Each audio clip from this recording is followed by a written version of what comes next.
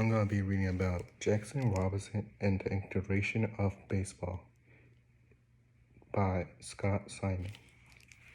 And I'll be reading Chapter 1, Hero. As I begin this book, many Americans were beginning to be cautious about whom they call a hero. Athletes, actors, entrepreneurs, and celebrities had cautiously and carelessly been described as such. To do so after September 11, 2001 seemed preposterous, and the week following the attack of New York and Washington, D.C., and the Foyles attack that sent a plane crash into western Pennsylvania. Americans saw the grins in the festing face, the good news heroes, and they were caked in ash, blood, tears, toil, and sweats. A man or woman may sink a basketball, strike a baseball, or see nuclearity before a camera lens. Those talents can be worrying, but real heroes risk their lives for others.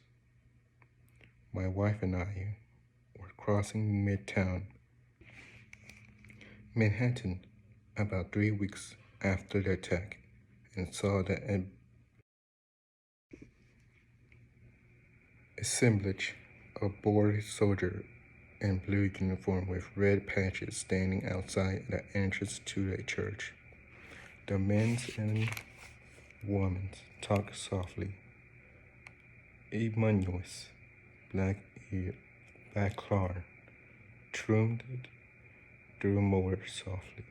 Pink and white flowers were piled softly into the crook of the concrete stairs.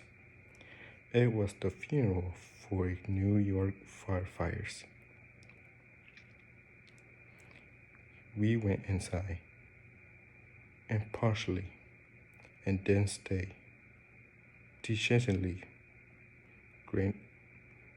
Garrett Barber, who was a 53 years old assistant chief of the fire department of New York, had died risking his life for strangers.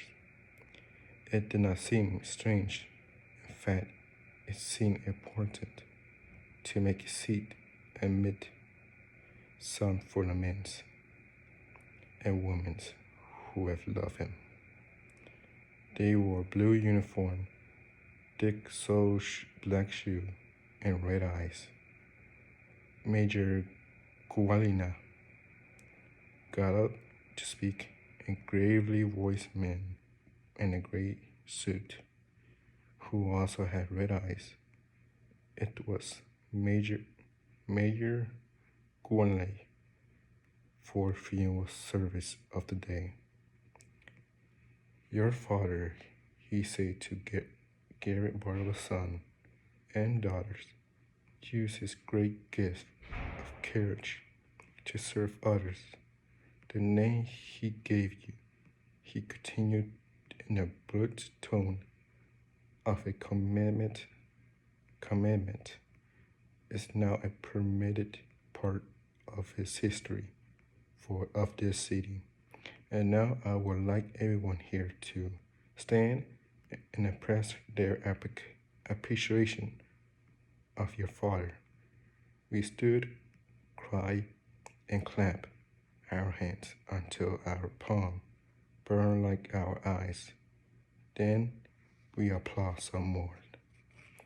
A line of blue shoulders with red patches fired softly out of the church and back into Fifth Avenue, where at the church, where at least time FDNY had replaced DKNY as a signature of destination.